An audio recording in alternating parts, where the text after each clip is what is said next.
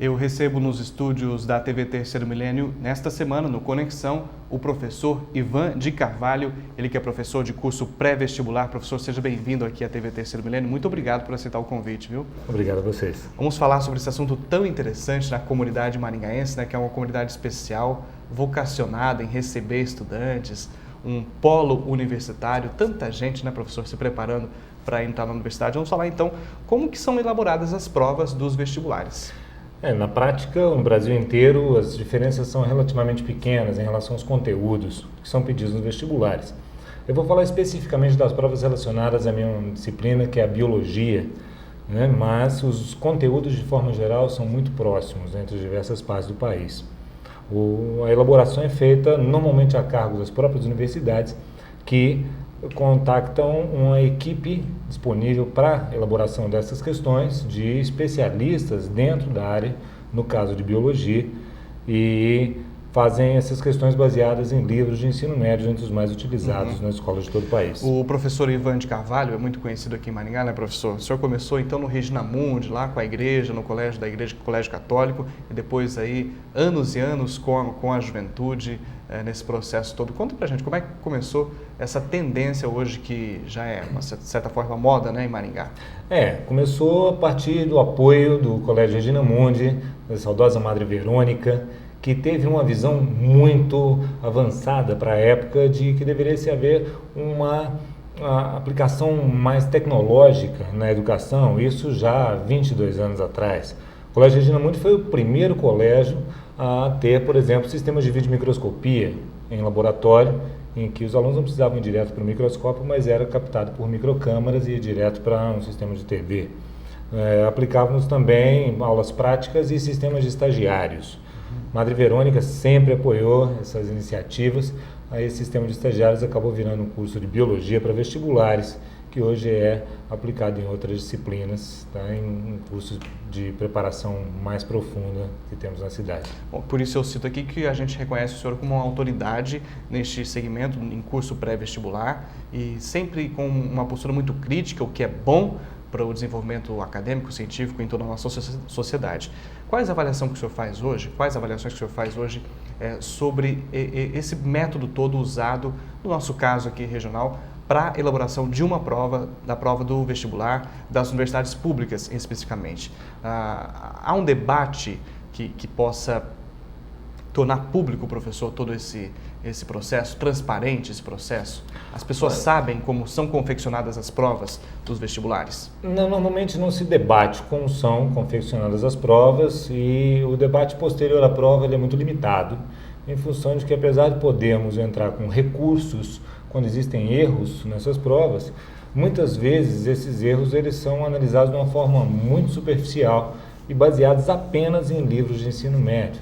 Pode parecer um contrassenso ser pedido livros de ensino médio e basear-se a análise dos recursos em cima dos próprios livros de ensino médio, mas é importante salientar que uma universidade como a UEM, que é uma universidade de excelência, de grande qualidade, não pode cometer determinados erros, como, por exemplo, dar ao livro do ensino médio um valor maior do que o conhecimento científico produzido na universidade. Então, muitas vezes, existem opiniões e classificações que são variáveis de autor para autor. E muitas vezes acontece no vestibular, não por nenhum tipo de falha pré-determinada, mas simplesmente por falhas humanas, individuais, de que às vezes um professor faz uma prova baseada num assunto no qual ele não é um especialista naquele assunto e não verifica se que ocorrem opiniões diversas nos diferentes autores. E acontece, às vezes, de, inclusive, a universidade cai em contradição consigo própria. Pede-se de uma forma no vestibular e de outra forma no vestibular seguinte. Isso já aconteceu? Já aconteceu várias vezes, e muitas vezes nós, professores de preparatórios, que trabalhamos com cursos preparatórios, ficamos sem um parâmetro específico de como a universidade vê um determinado assunto. Ou seja, pode-se pedir em um vestibular segundo um autor, em outro vestibular segundo outro autor, mesmo que as informações sejam discordantes. Isso não é desejável, nem pela universidade, nem pelo aluno que se prepara para o vestibular. Sem dúvida. E nem por nós professores. Pois é. Professor, o senhor, no seu caso, é biólogo, professor de biologia, Sim. né? E na biologia há interpretações diferentes, não? Muitas, assim como na maior parte das ciências, né? A educação de forma geral, a ciência de forma geral, é uma massa mutável de informações ao longo do tempo. Faz parte. É necessário a gente entender que ciência ela é uma interpretação momentânea de como vemos o mundo. A ciência muda, sempre mudou e vai continuar mudando, né? Desde a época de Aristóteles até Darwin, né? A física de Newton a Einstein mudou e continua mudando. Existem muitos cientistas hoje que questionam alguns aspectos da teoria de Einstein, assim como foi questionado Darwin. Não precisamos esconder os erros de Einstein, os erros de Darwin, para evidenciá-los como grandes cientistas, os maiores que a história já teve. Mas não precisamos também ficar associando a ciência atual a erros comuns em livros de ensino médio que ocorrem em todos os lugares do mundo.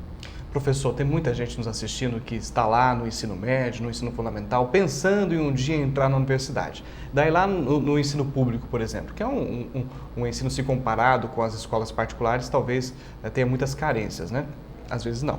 Mas pega um livro de ensino do ensino público e na questão de biologia, por exemplo, está lá uma verdade, uma interpretação. E daí vai no vestibular, cai outra ou de uma forma diferente e o aluno fica confuso, não sabe qual que é a interpretação verdadeira. Como é que o aluno se comporta diante dessas interpretações que o senhor citou aí, né? A universidade cobra uma coisa, depois cobra outra coisa num outro vestibular. Observe bem que temos vários pontos de vista.